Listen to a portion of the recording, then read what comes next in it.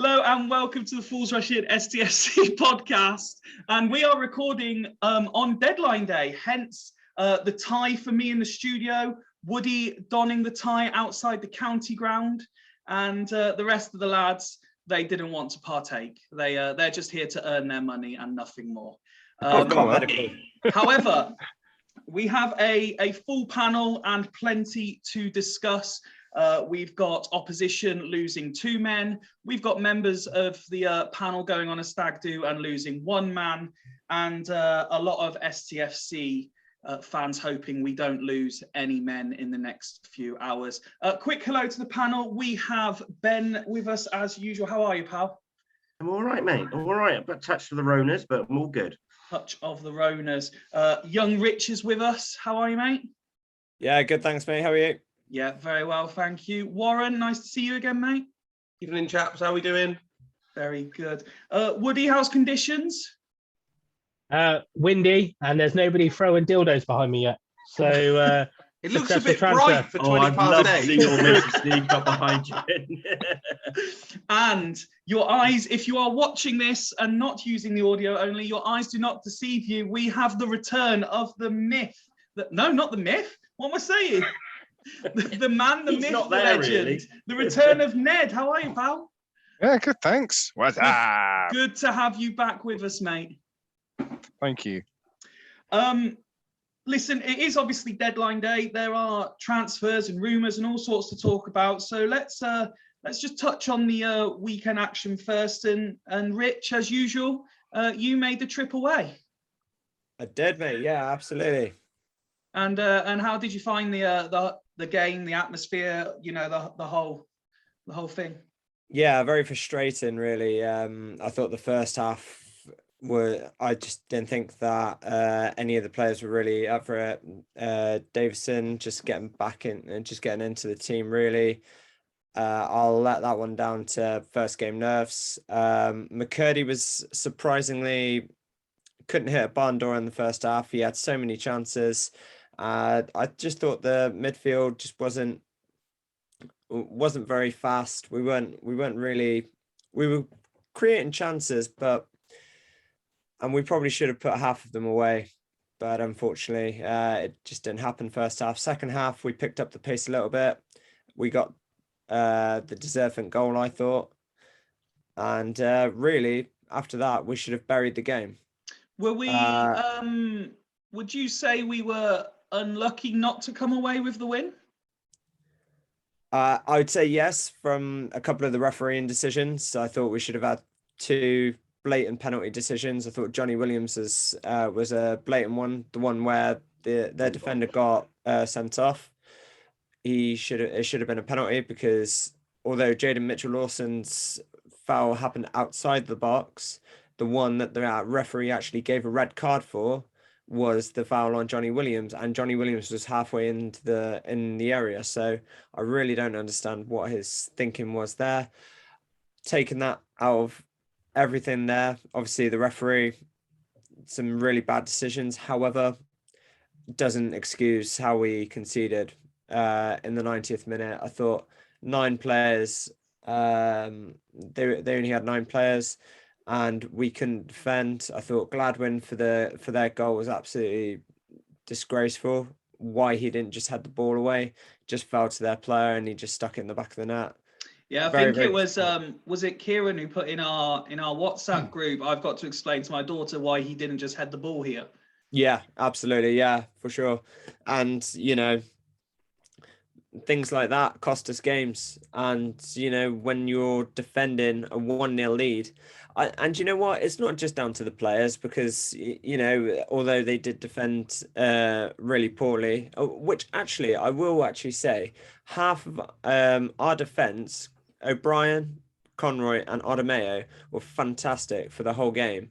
And do you know what? It was so disappointing to see that we conceded that goal.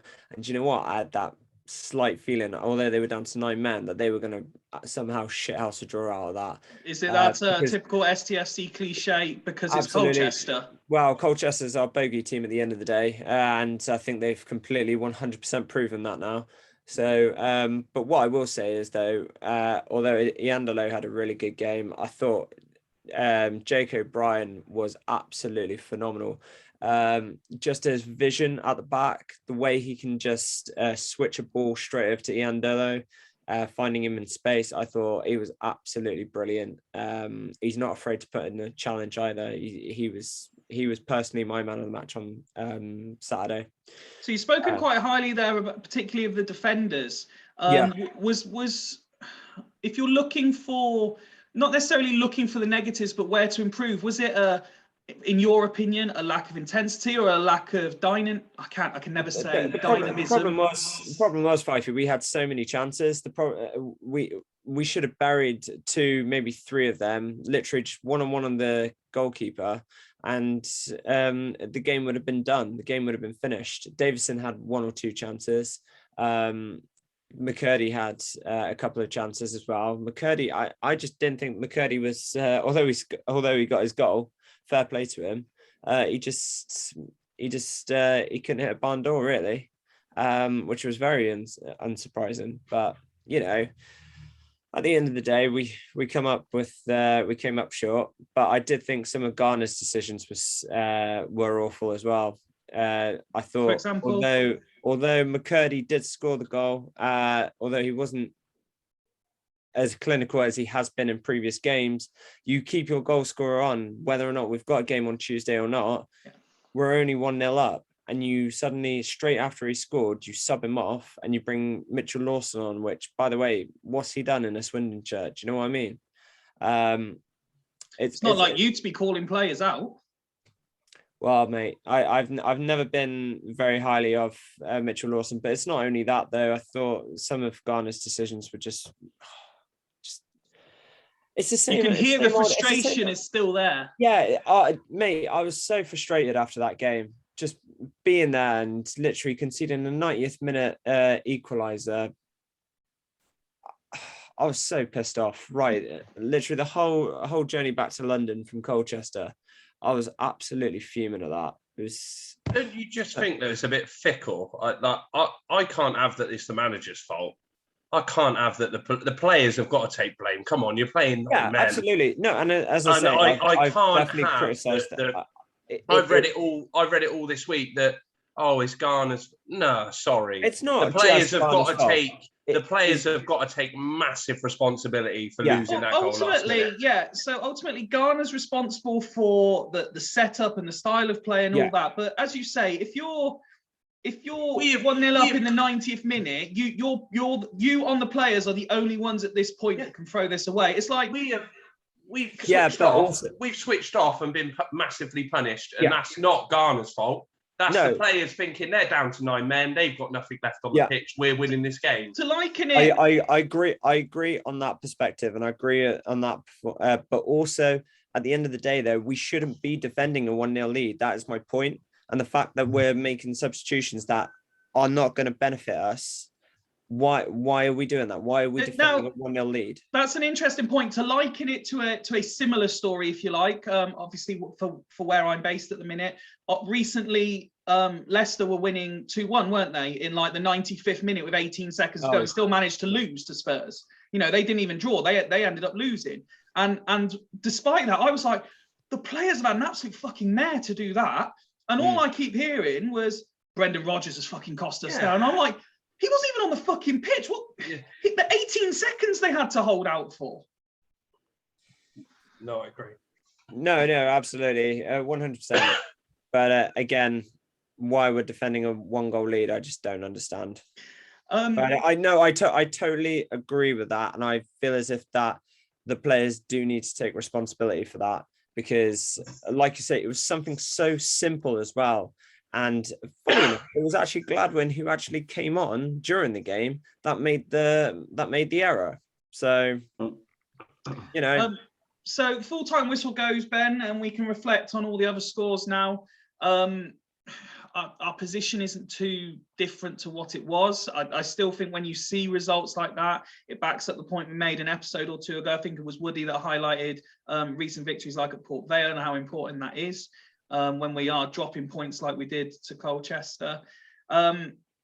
the transfer window, which we're going to come on to, is clearly going to be crucial for all teams. But when you see where we are, and we've said that you can't look at where we were at the start, it's where we are now and what we're all aiming for. All the fans now are believing, I think, that we should now be challenging for playoffs / promotion.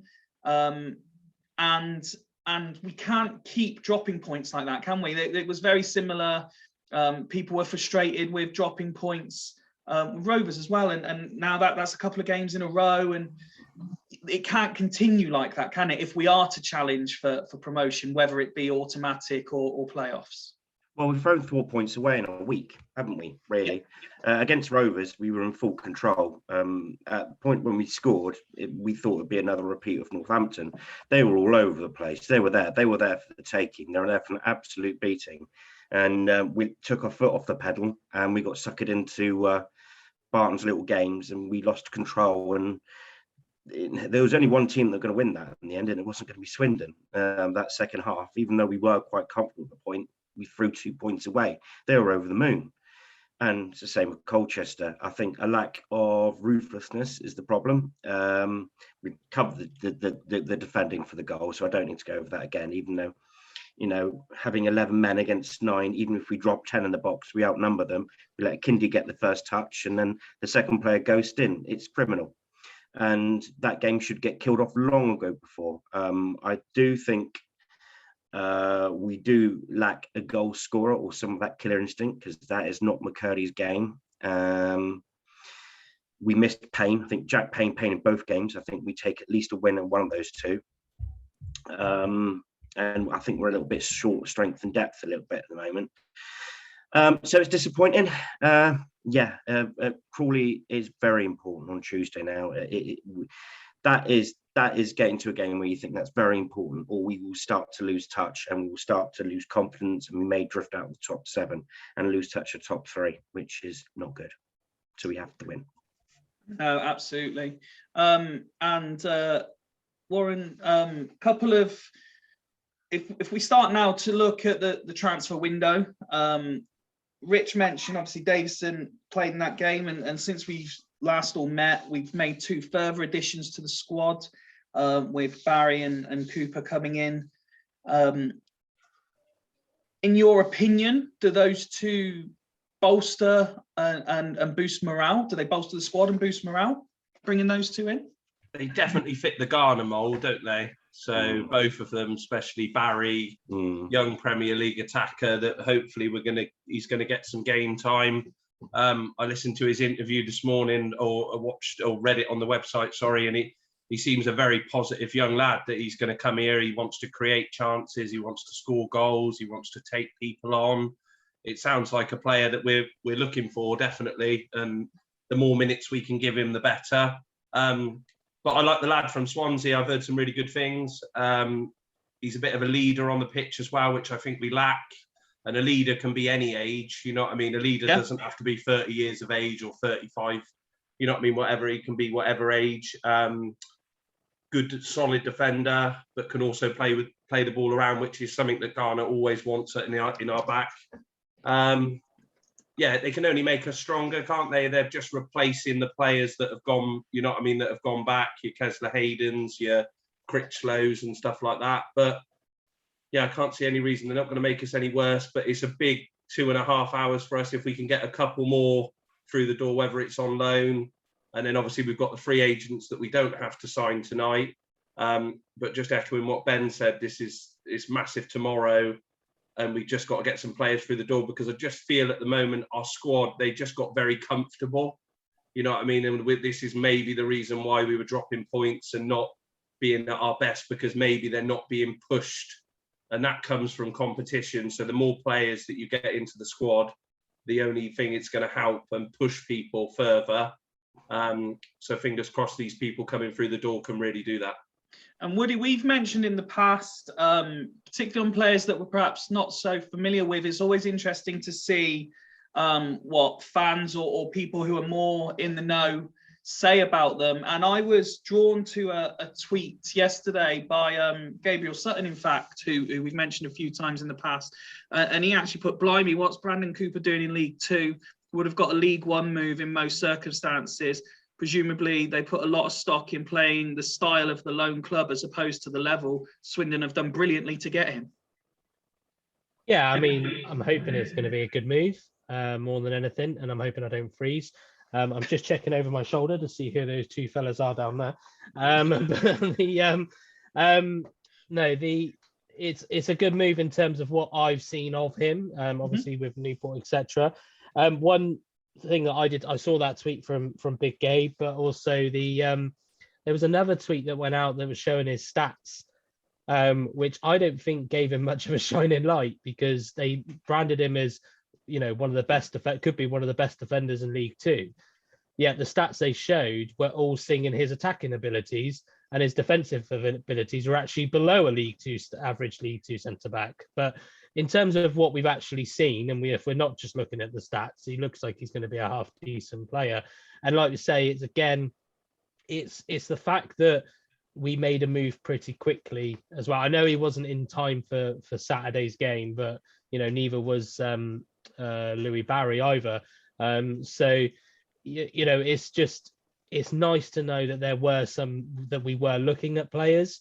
We've probably been looking at those two. We know about Louis Barry. Well, I was going to say that brings me on. Yeah, Louis Barry. Louis Barry's been spoke about for a long time. So do you think it's crucial that a long-term target has been brought in?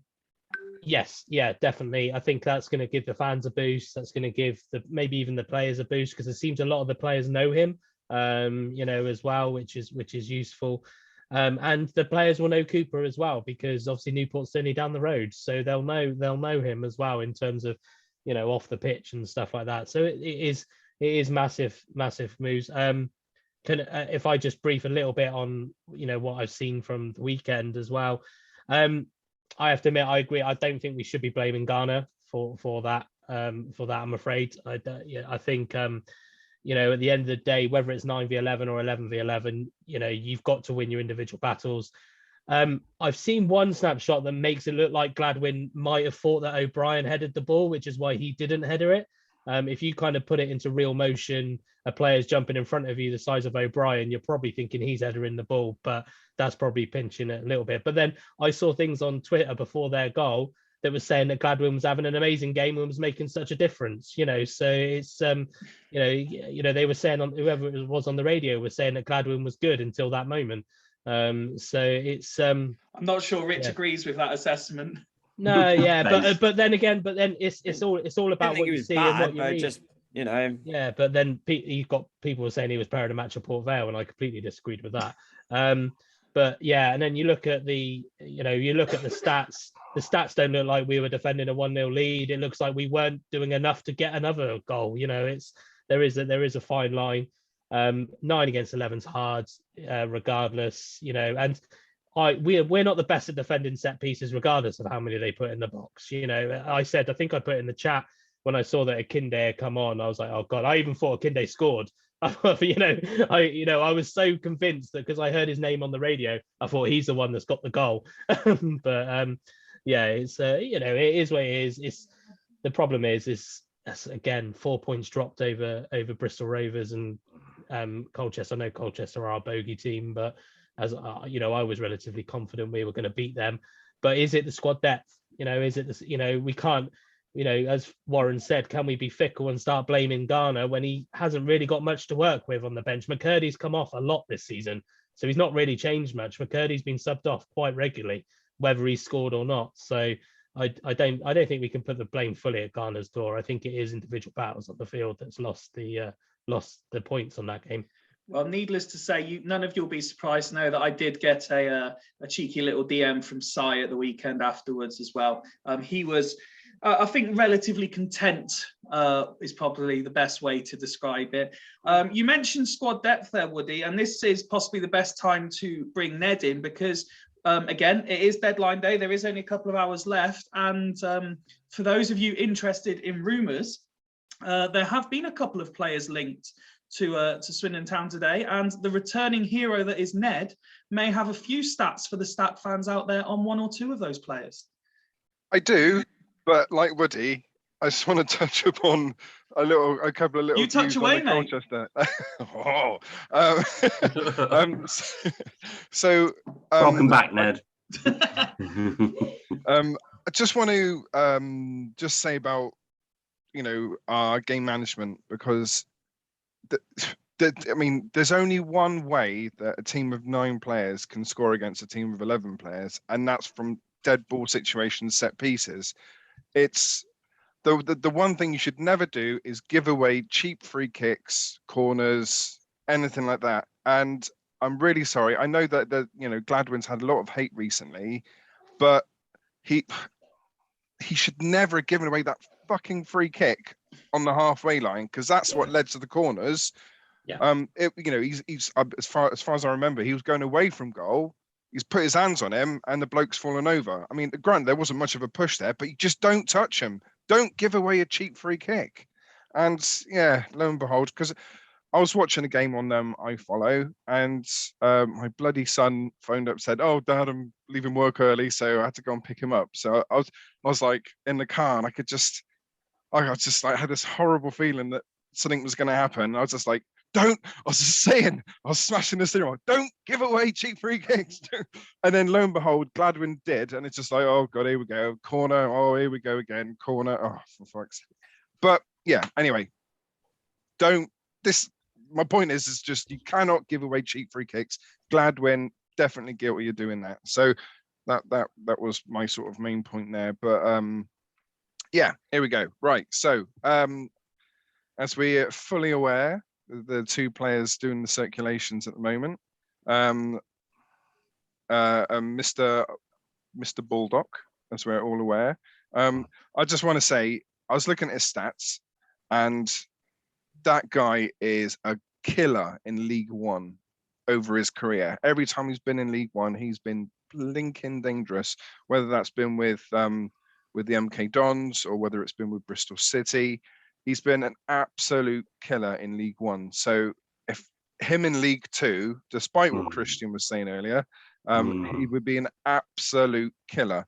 He had a short-term contract with Derby this year, and he was in the team when they were playing shit. So whether that's his fault or not, I don't know. But I was looking I've never seen that as promoting a player.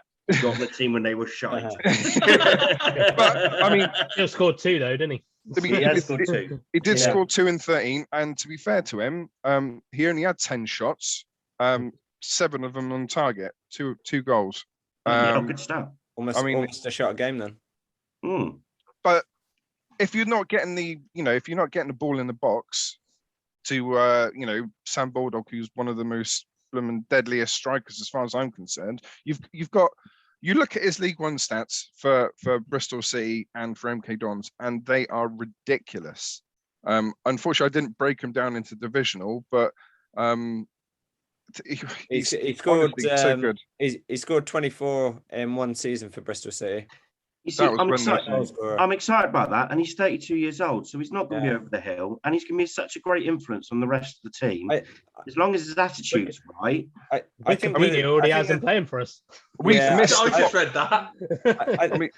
We've missed the fox in the box. We haven't had a deadly goal poacher for ages. Pittman was supposed to be one, but fucking hell, he was just. I was just going to say about Brett Pittman. In the box. Thing is, we could have said the same about him, because obviously his record in Championship and League One was great, but in reality, he hadn't played in ages. He was overweight and everything like that. At least we know with Sam Hoskins, he's been training, he's been playing and everything like that. So that is probably one we can take with Sam Baldock. So it's all down if we do sign him, which hopefully we do now, because I know Pompey were linked with him, but they've signed Aidan O'Brien now. So chances are we could possibly get him. Would be a great signing, and it'd be all down to him, really. He's tiny though, isn't he? Oh, he's a midget. I was going to say, when Ned was saying, "Oh, we need it's all about the balls in the box." So I'm thinking, he's not going to be tall enough to get any of the headers. No, but I know what you mean. Yeah, I know what you mean. If you're not getting the ball in the box, then you're not going to be. I mean, unless you're, blooming Scott Twine, then you're not going to be scoring many goals. But well, there we go. I mean, it goes without saying for him anyway. Everyone knows how good he is. I mean, he's flipping awesome. But that Egbo, was it Mandela Egbo. Mandela, that's it. Mandela Egbo.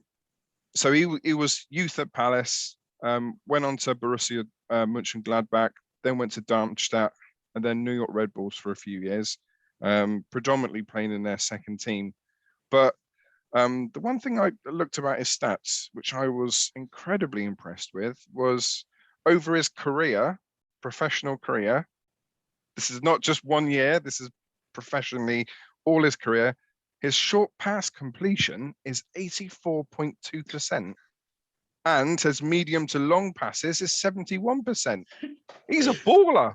He's the best tickler. Fucking What a baller. stat that is. That's have missed those sorts of stats. Ned report.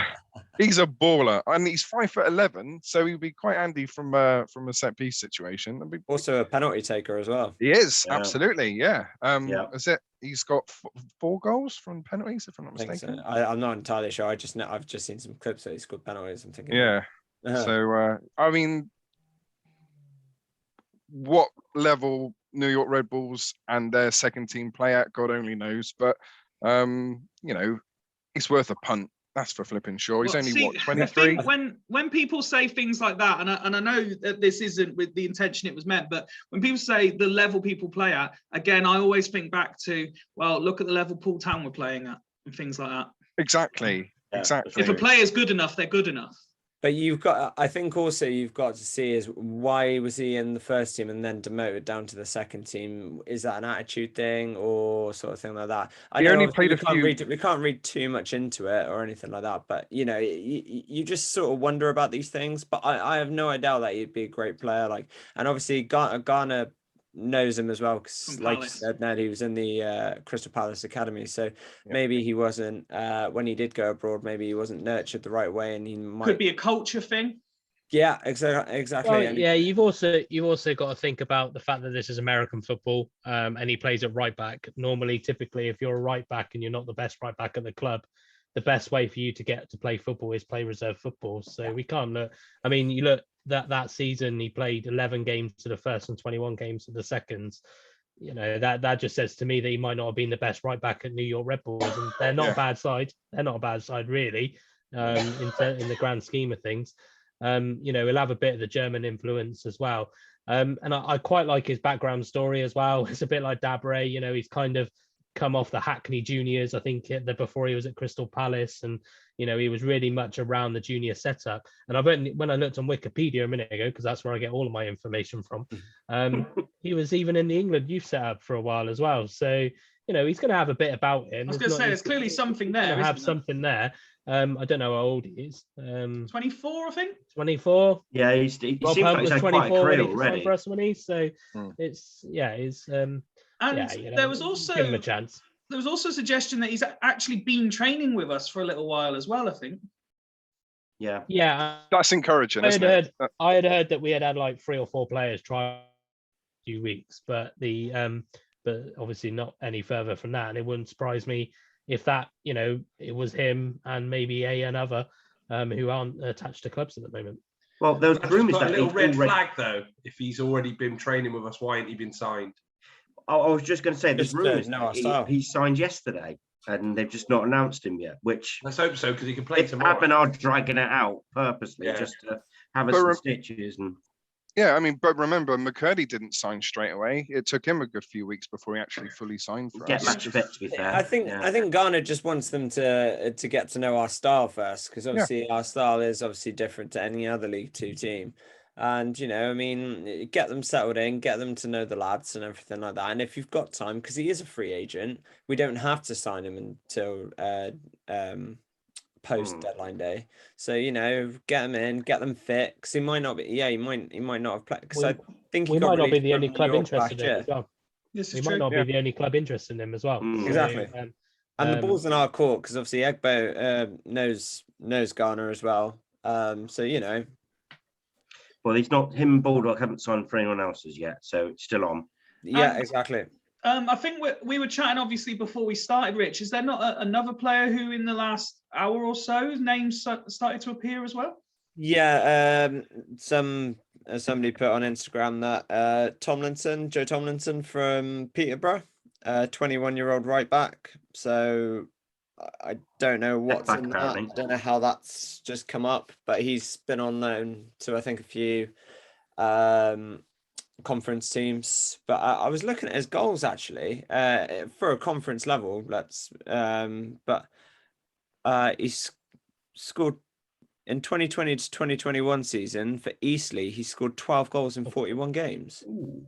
From right back. Sorry, Woody? Oh, it's just come up on my thing to say my internet connection's unstable as well. I said it's not bad for a right back, really. I mean, I've also as well, not bad. Just to break in with a little Neb report, I've just had a message from someone as well saying he takes a mean long throw.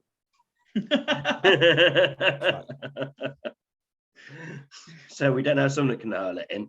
If needs good, they can throw it to the 5'7" striker that was over McCurdy. On the other side of things, Ben, it's widely now speculated and I think all but confirmed that Simpson won't be coming back and Kesler Hayden obviously signed for MK Dons today. Yeah, unsurprising, really. I think Villa have sort of gone, sorry, you can have Barry instead. I said Brad Barry then. You can, we'll sort you Barry out because they were pleased with him. I can see Villa's logic, to be fair. They wanted them to test the best level possible, and MK Dons play good football. They've got a good manager. They're a progressive team, successful team. I think they will be playing championship football next year, so it does make sense, really. It's just painful in our respects. He's such a baller. Same with Simpson. I think Simpson is a little bit more sinister. I think the club are holding him to ransom a little bit. I think Simpson would rather be here, and the club are just saying, well, no, not to sign your life away to us, so we can make money on him, because he's not in their immediate plans at all. They've got enough strikers there. They just want to make money on him. And he's been kind of, and fair play to Simpson, he'd rather give up the rest of his season and go and be sold out probably in the summer for a minimal fee, rather than be held at a club he doesn't want to be at anymore. I think his days at Ipswich are numbered now. I think if I was forced to stay there, I'd be thinking about moving on in the summer and not signing that deal at all. But yeah, that's it. We might go back for him in the summer. We might do. Ipswich might be snide and just say, no, we'll send someone else. Depends how much money we're willing to offer and what sort of budget we've got next year. And what division we're playing in, of course. And in what division we're playing in as well. That will affect us. If we're in League One, I think we're bargaining, but if we're in League Two still, we don't know. But I think, I think Ipswich are being a bit poor. But there you go. Rich, do you agree with that? Yeah, 100%. I think, but I think Simpson's been targeted by some championship teams as well. Supposedly.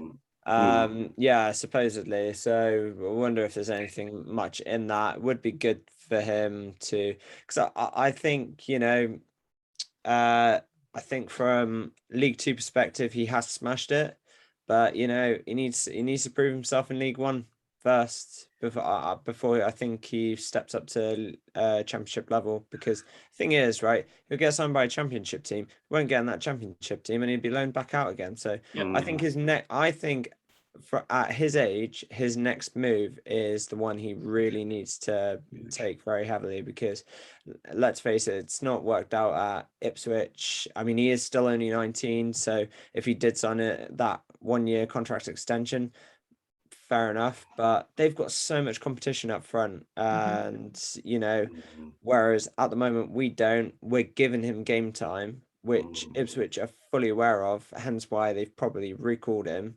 And it's very frustrating, really, because at the moment, I mean, although we have brought in cover we have covered it with Davison, Simpson was on a roll.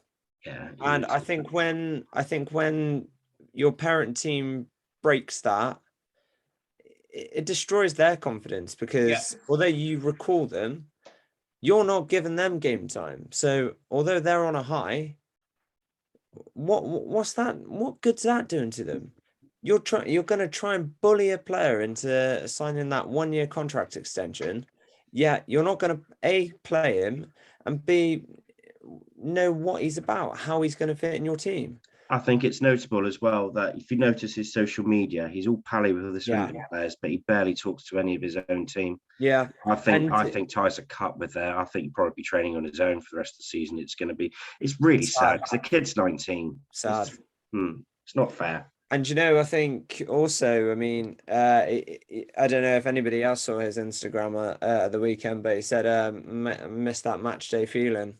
Well, I tell you what, we bloody missed him on Saturday. We did. I think he could have done a job for us as well. So really, really disappointing. But Warren, Rich said there about in terms of Simpson needing to prove himself in League One would probably be a good idea. As we mentioned, Ben Kesler-Hayden has gone to League One. Do you expect him to thrive second half of the season?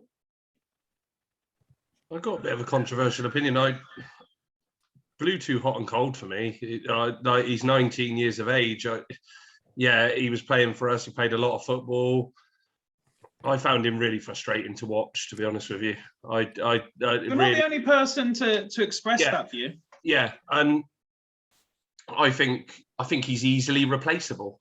You know what I mean? And I think Kesler-Hayden is as well. Do you know what I mean? They're good footballers, don't get me wrong, but sometimes good footballers are not going to get you out of this league. It's going to be the ones that put the most effort in. And I've just seen too many games where Simpson's just coasted through games and not done enough for me. I interrupt you. Breaking news. Swindon are doing a transfer announcement as we speak. Woody's on the scene. Woody, come on, Woody. I was just going to say, lads, I was going to shoot there, but I'll wait for this. They're doing the whole little emoji video thing. Are you still awake? And unless he's about to pop up. Oh, they stopped the video there, though. Who do you reckon it's going to be? 2 minutes.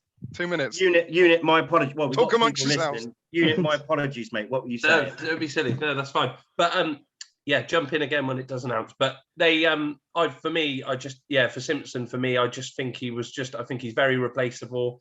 I think they're both very replaceable. I don't think we're panicking. You know what I mean? We can go out and they're easily replaceable for me. Like I was saying, I think he coasted through games too much for me, and it didn't look like he put the effort in some games. And for me, the whole point of him was to be a big hold-up striker, get the ball, hold it up for us, and he didn't do that enough for me. He was with the ball would bounce off him. You know what I mean? And I just don't. For a touch, sometimes he had a touch of like a cart horse for me, and I just couldn't.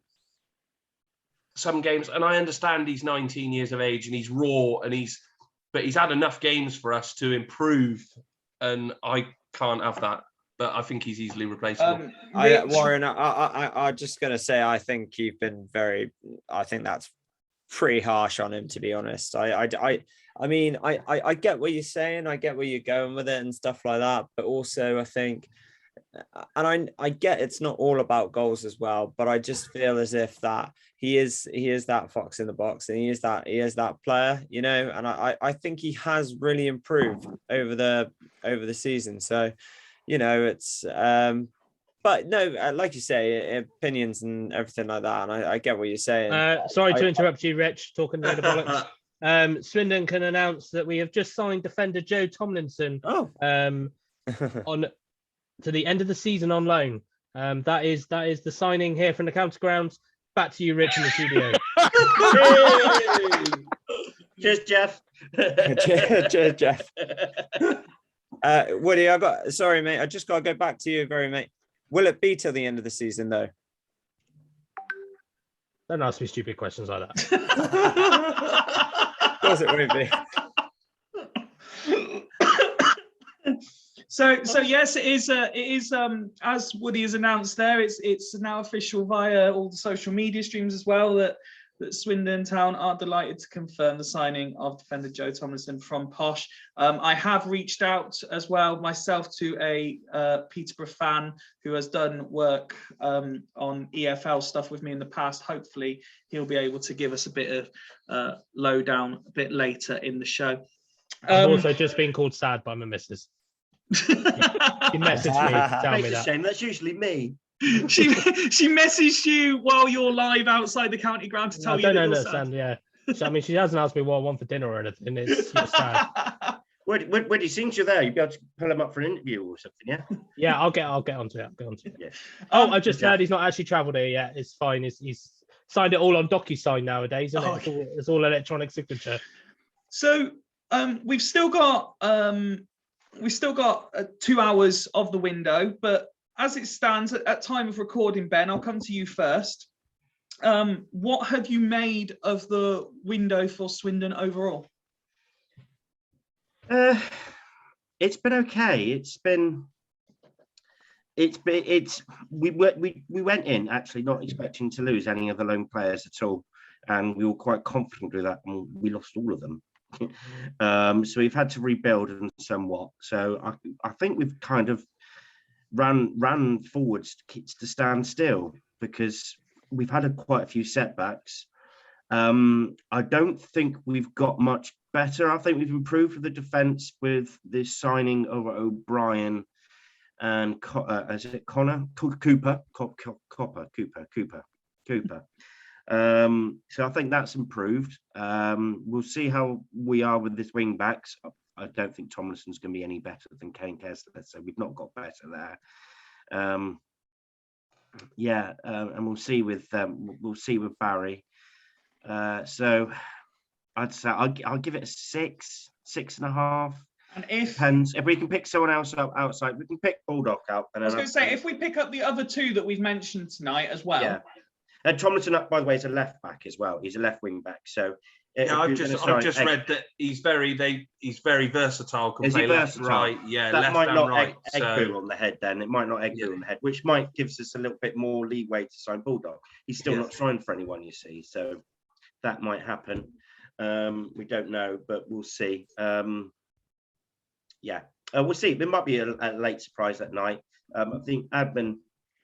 Andrew Davis put down Swindon complete their work, but I wouldn't be surprised if we see like a 9:55 surprise. No, not at all. Ned, what have you thought to the transfer window as a whole up to where we are? I mean, it's difficult, isn't it? Because if you just look at our inbounds, you think, well, we've done quite a lot of business, and it's actually not that bad. But then we have lost so many players. So the biggest win for me is the fact that we haven't sold anyone. Considering how well everyone's played, I mean, it's refreshing, isn't it? I mean, if this was last year or seasons past, then you would expect several of our best players to disappear off into the sunset. But yeah, I was looking at everyone's business in this division, and I think obviously trying to take players out of the equation,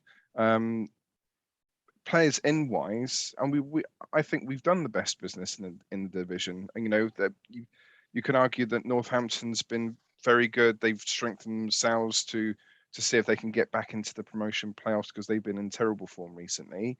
And also Port Vale, that some of their business has been pretty decent as well. Edmondson from Leeds, but I out of 10, I'd say our business is 8 out of 10. I would like to think, because a lot of the outgoings is nothing. It's not our fault essentially, and we got rid of Anthony Grant, which is something obviously a lot of players, a lot of fans liked him, but we weren't going to play him, so it was the right thing to do to get rid of him. So I can't argue with anything that we've done essentially. I think that Josh Davison, I think he's going to be good eventually, but you can see that he's had his spirit and soul destroyed from his previous loan move. And it, like with the Colchester game, it's a shame that we didn't have Tyrese there because he would have planted that because he's on form. But I think our business has been pretty decent all round, to be perfectly honest. I think Ben Chorley deserves a lot of credit. Warren? Yeah, I agree with Ned. I think with the loan players, you're you're always at that risk. You know what I mean? That their clubs are going to want them back. It's just the way it works, especially when you get such a good relationship with Premier League sides and stuff. Unfortunately, they dictate. If they want their player back, they're taking him back. It's the end of the story. But overall, with the business coming in, the proof will be in the next few weeks and how they settle in and how they play. I think we've just got to give them a chance, because I think we're too quick as Swindon fans to jump on people's back. And I already saw people after Saturday jumping on that Davidson's back. Do you know what I mean? Already. And I'm thinking, give the kid a break. He's been in for one game. You know what I mean? Give him a chance. And you know what I mean? And everyone doing a comparison of Simpson, and he could do just as well as Simpson. Do you know what I mean? But you've just got to give him that time to get in and bed themselves in. And these loan players, they want them to play. So it's going to be really interesting at the back, because this Swansea lad's going to come in and want to play, or the Swansea are going to want him to play. We've already got O'Brien, and I imagine Palace will have the similar feeling that they want him playing. So who's going? Conroy, Odemayo? Do you know what I mean? Because if we're going to play this back three, you know what I mean? I feel maybe Odemayo, because for me, he hasn't been in great form. I can't see the captain drop in.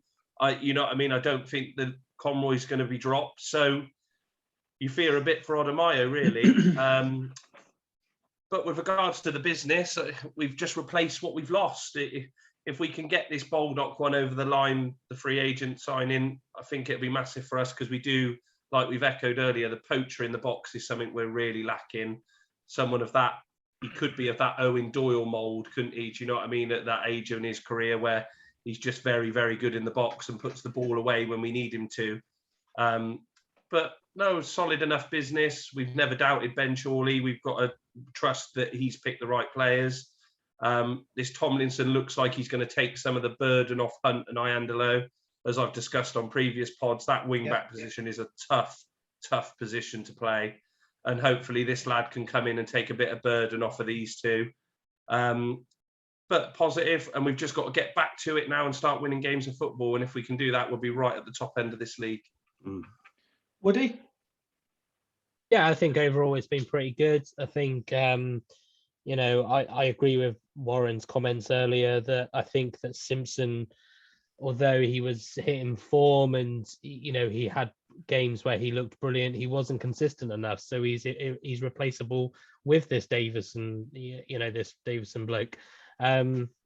But yeah, I think we're going to end up just having a load of sons in the team. Tomlinson, Davison, it's Gunnarsson.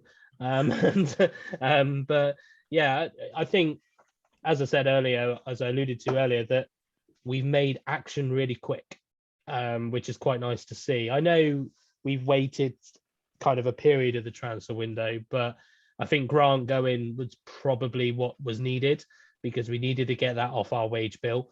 As much as it pains me to see him go, I'm glad he's found a club straight away, but at the same time, we needed him off the wage bill. And Garner said that if he brings in loan players, they are going to start. That he's not bringing in loan players to sit on the bench, which I'm actually quite relieved to hear, because we all said about Gilbert, what's the point of having him here? He's not playing. So yeah, I'm actually quite, I'm quite optimistic. But I think we've all been, and I think that's one thing I will give to Swindon fans, all of them that I've seen, is that we have all been behind Chorley. And I think he has done a very, very, very good job throughout this whole, throughout this season.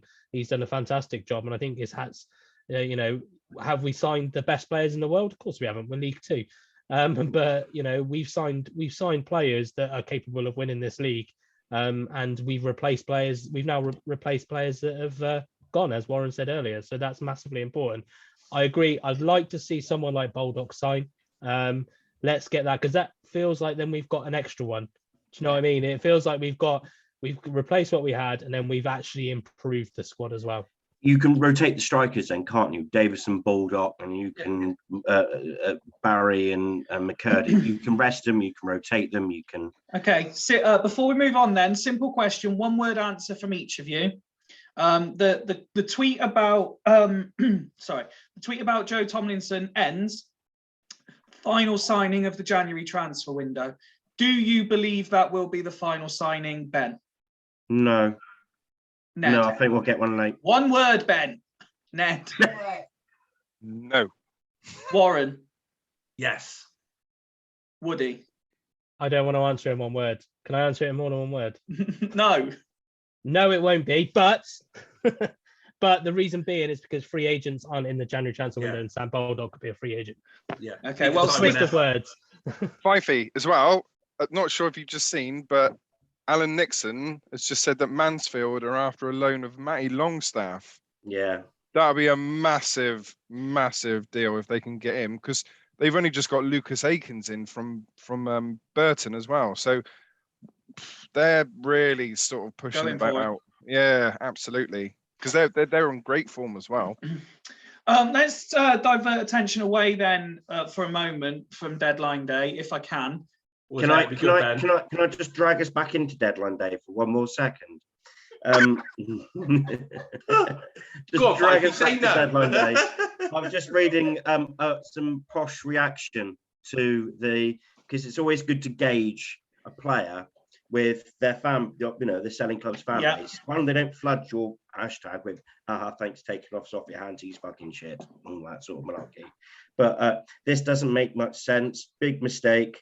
Wow, didn't see that coming. That's another strange one. Good luck, Joe. Let's hope. Good move for him. Good luck, Joe. Makes zero sense. He started for them on Saturday. Yeah, so it's to posh fan, championship side posh fans. They're a little bit staggered. So I hope he's in our plans next season. Back to the pits we go.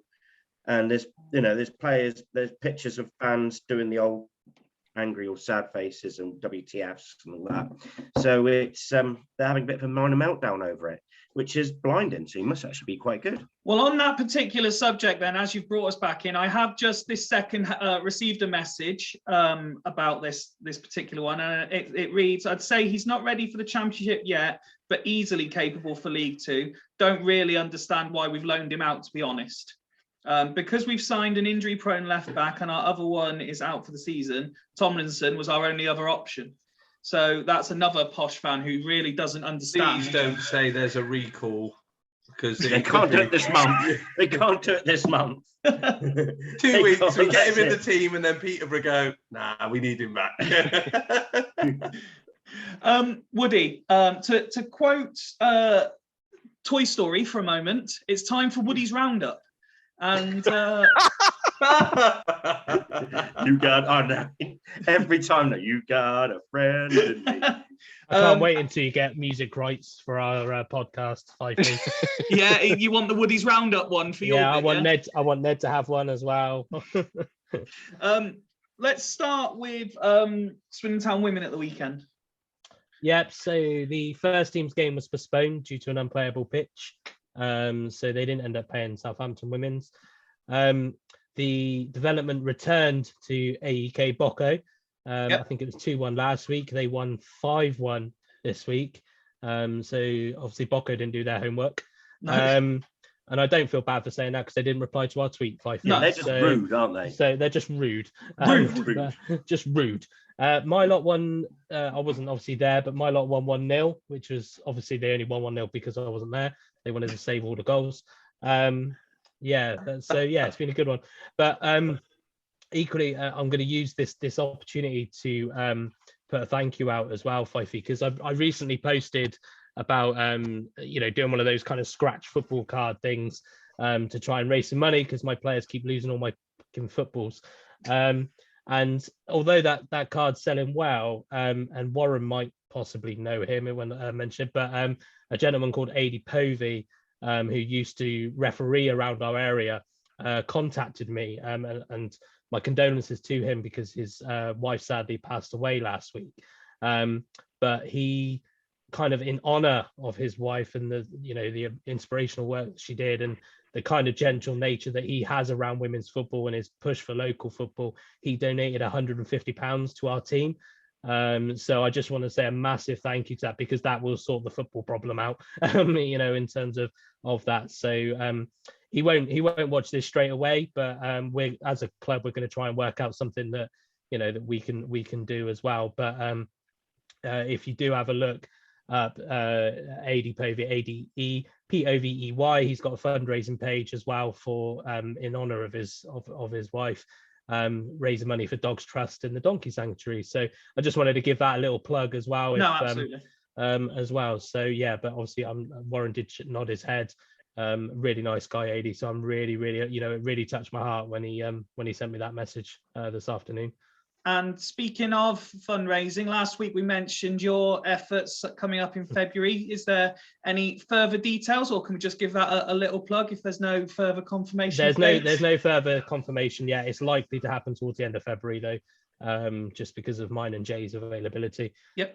But yeah, I will aim to have something by the time we next record in terms of exact details, etc. We're more and more looking forward to it now. And gonna sign up with an energy drinks company to to support us through that 24 hours, I think. But I'm sure there's someone at Swindon Town that can help you out there, because we seem to have partners for everything.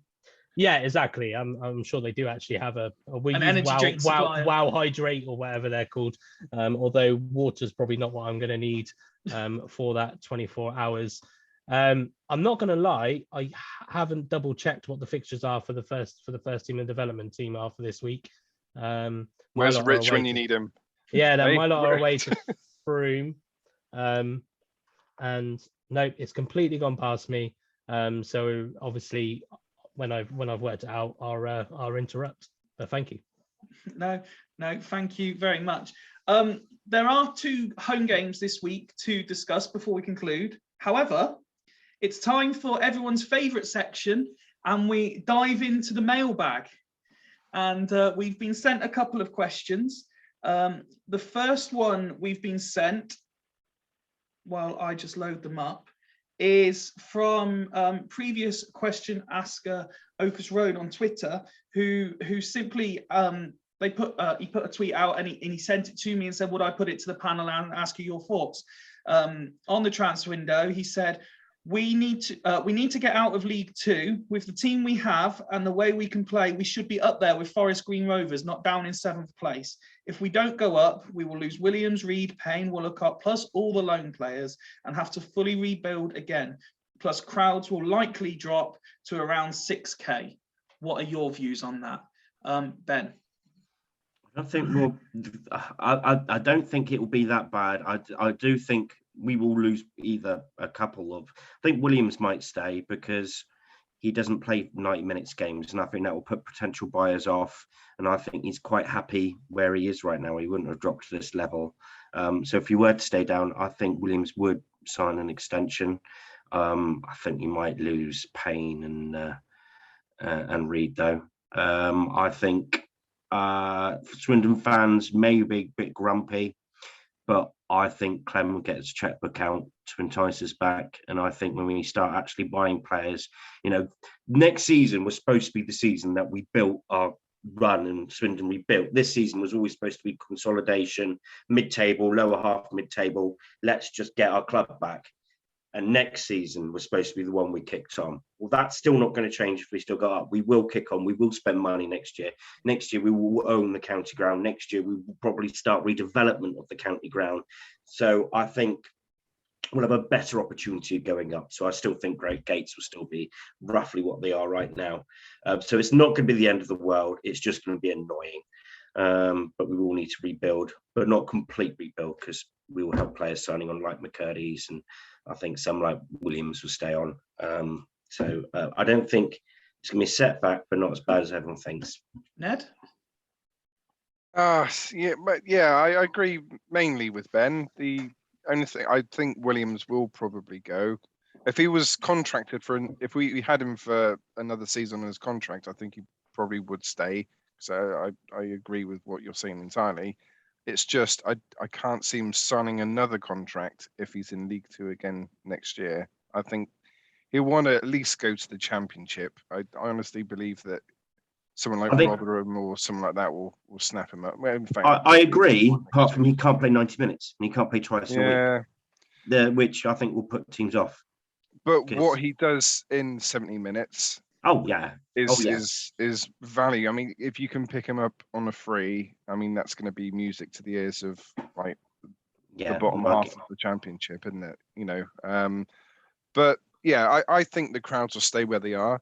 I mean, there was a few really good points made at the end of the Low Stranger podcast that they released. Was it yesterday or the day before? After the Colchester game, and they were saying about the interactions with the fans. I think that the club will listen to that, and I think that the that type of thing, they'll go into overdrives with that sort of stuff. You know, the freebie sort of, you know, players interacting with the public and interacting with each other, and just get the buzz for next year. And I think, you know, where Ben says, you know, with the push for next year, I think the excitement will be there, because regardless of if we're in League 2 or League 1, we're going to invest in the team, and I think we'll have a really good sort of, you know, buzz. And, you know, like, there was not much preparation with this type of stuff for this season. So obviously, Clem's going to, you know, get people in to, you know, create the buzz for next year, and they'll go all out. I think the crowds won't drop, but there will be one or two, I would say, that won't sign for next year.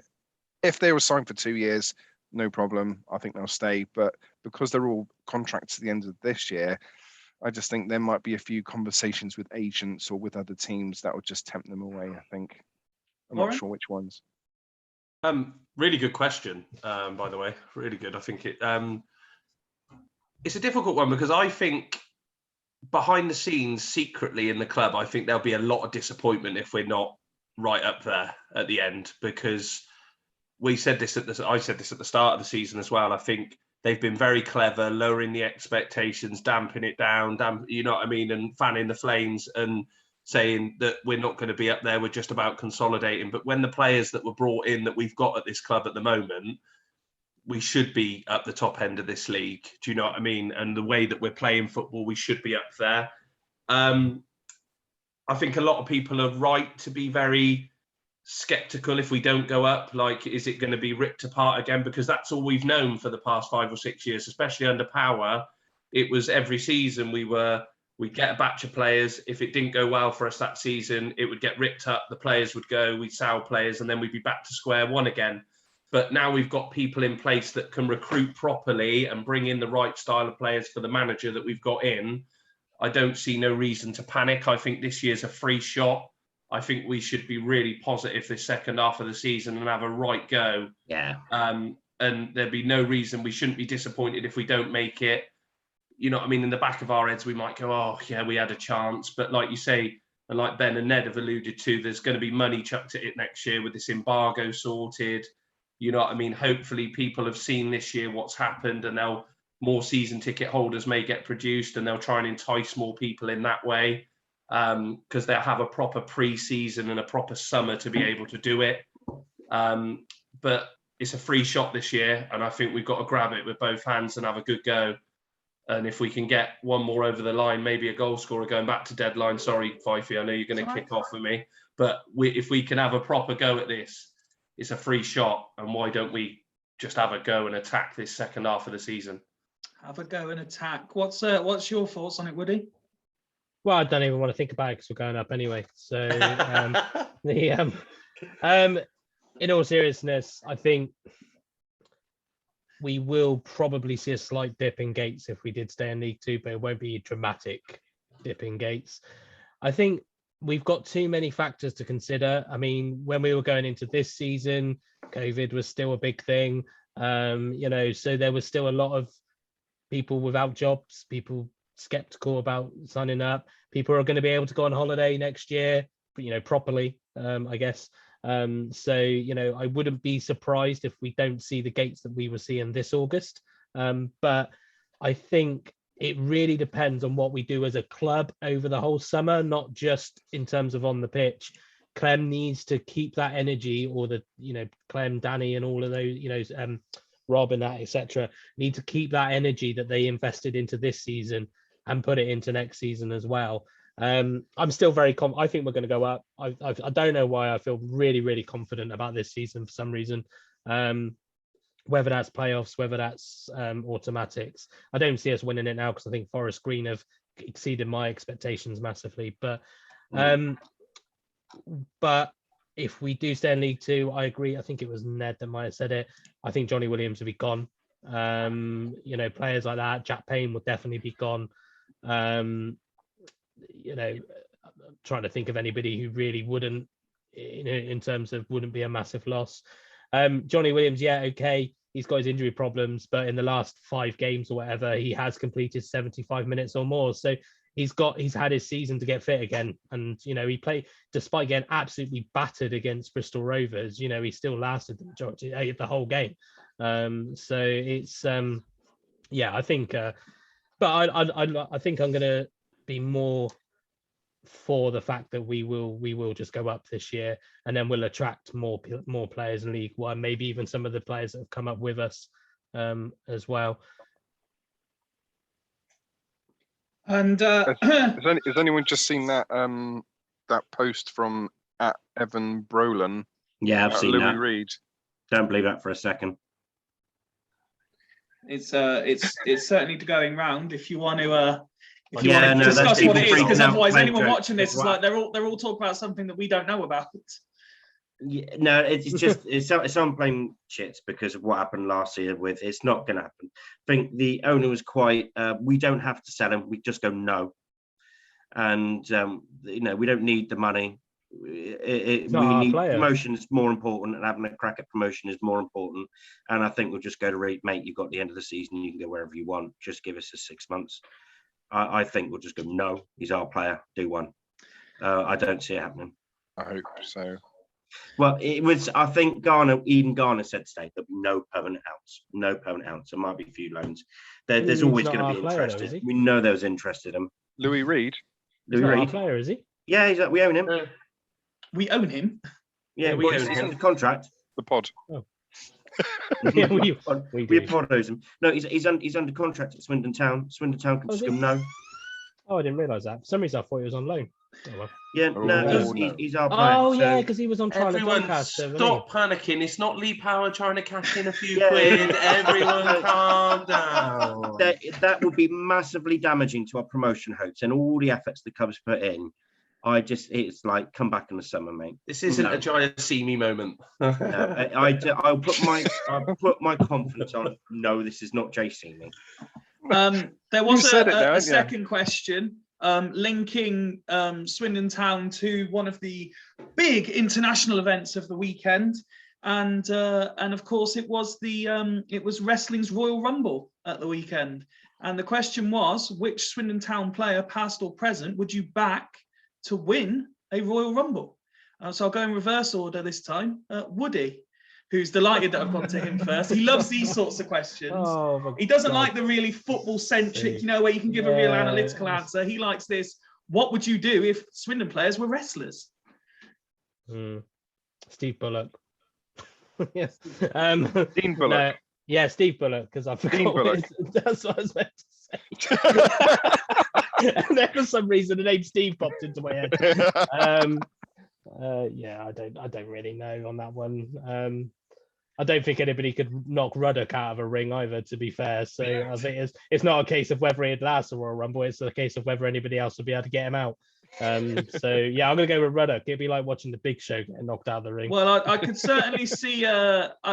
When I was picturing this, I could see Leon Clark being entry number 1, Paolo running out as entry number 2, and Clark just throwing himself over the top rope. Nice. Warren, who you backing to win an STFC Royal Rumble?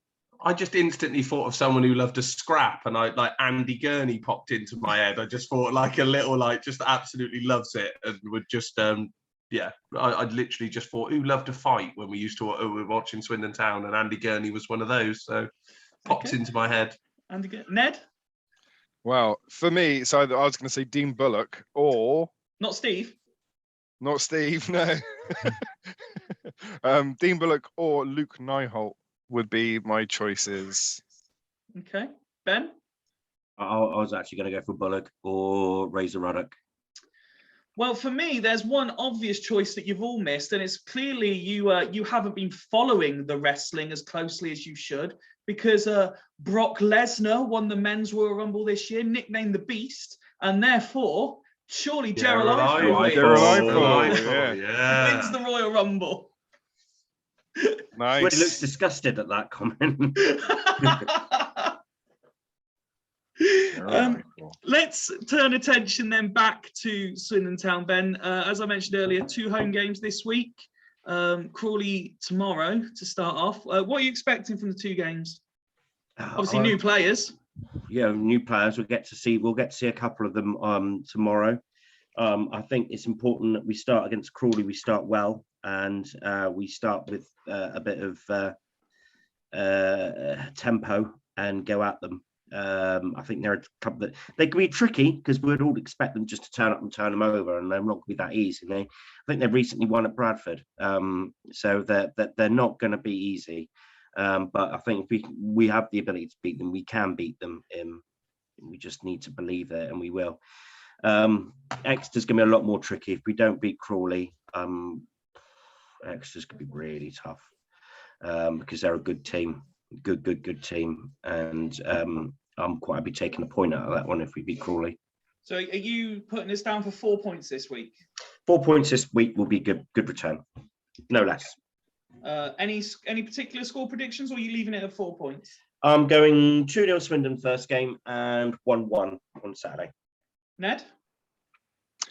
Ooh, Crawley have had a mixed bag of results recently, haven't they? There's was it 3 wins and 2 losses? They beat Bradford last time out, so that's something we haven't managed to do. I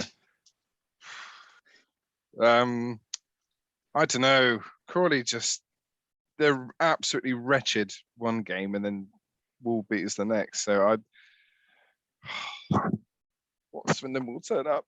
You shouldn't get so stressed about these things, Ned. It's purely for banter's sake that we ask the question. I like when I'm right. It's awesome. I want to be right. I can't not say Swindon win against Crawley because we really should do.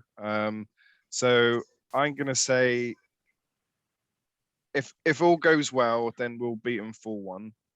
I'll go with 4-1. And then against Exeter, is it away? No, home. Oh, it is home. All right, okay.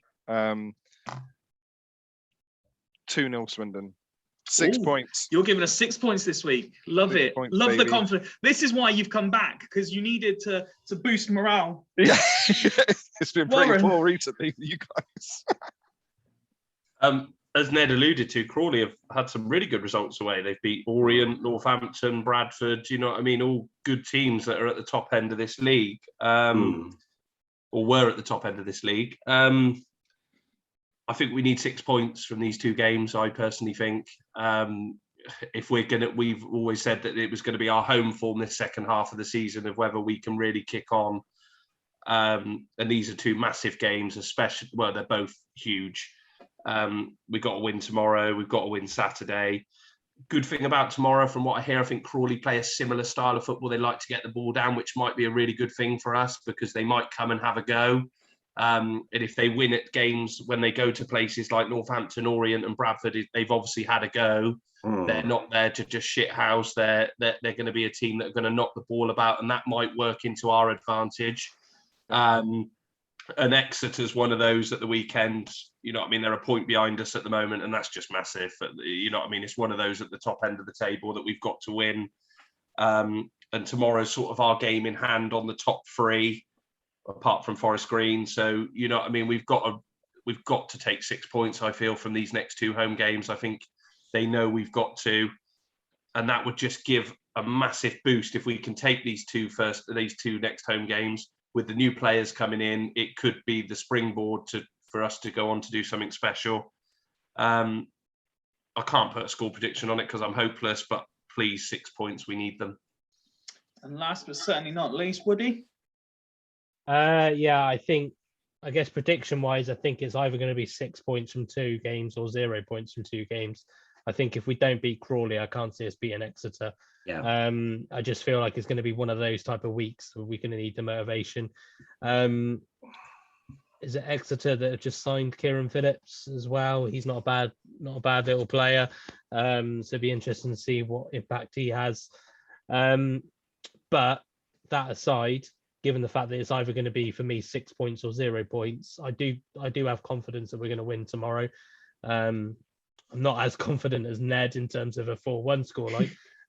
But I'm gonna go 2-0. I'm gonna give our new defenders some confidence. I'm gonna go 2-0 tomorrow, and I think if we win 2-0 on Tuesday, I can see us may possibly recording a 3-0 on or 3-0 or 3-1 on Saturday. I think this is a confidence week. We talk about season defining games and things like that. This is a confidence week. Transfer window's over. Hopefully we get one more in. That's it now. This is the business, and this is a free shot, as Warren said earlier. So let's really try and win these 2 games now, and then that puts us in a really good stead for the rest of the season. And just before we sign off, you've got the women's fixtures now that you couldn't remember earlier. Yeah. So the first, I've actually got a really good game at home to Chesham. So that'll be an interesting game. I've known Chesham for a long time, played them a few times with Abingdon. So they're at Fairford on Sunday. And then the development are at home as well in Downhampton to Chipping Sodbury. So I think, if I remember rightly, the development team, if they win, they go top of their league on Sunday as well. So it's two big games for them this weekend. So it should be a good Sunday, hopefully. Good luck to all the women's teams. Good luck, obviously, to Swindon Town as well. We sign off with less than 90 minutes to go of the transfer window. Gentlemen, including Rich, who had to sign off halfway through, it's been an absolute pleasure. I'm agreeing with those of you who say I don't think it's over yet. But until next week, unfortunately, our episode is. So it is goodbye from us.